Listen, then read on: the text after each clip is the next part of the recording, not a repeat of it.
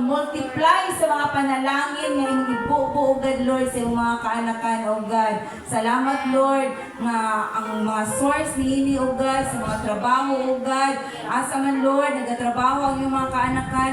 We know o God that Lord you're always there o God Lord to protect your people o God. Magagawa sa panimalay, magauli o God.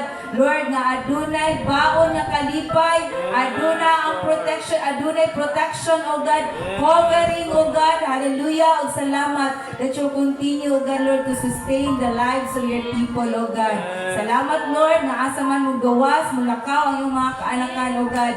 Baon ang kalipay, nagikan diha kanimo, Father God. O kini mga kabataan, O God, salamat, mapadayon ka, O God, Lord, magauna. Salamat sa mga iyong future, Lord.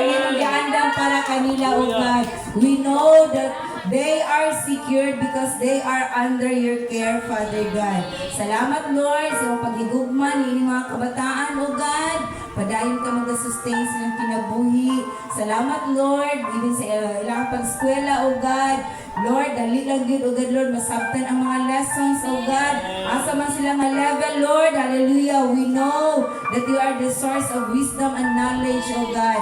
Ikaw lang yun, Lord, ang mag-auna ni anang tanan.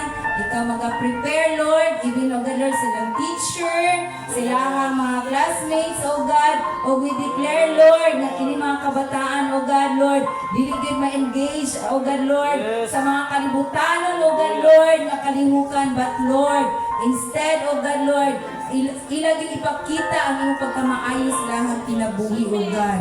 Hallelujah! Salamat, Lord, sa iyong pagkamaayo, O God! Dalaygin ka, Lord, sa walay katapusan.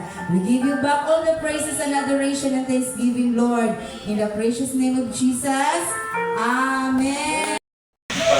Ng mga pasdasig, doon talod ng mga pagdalangin. Salamat sa pananamubuhat sa Lord, Lord, Lord,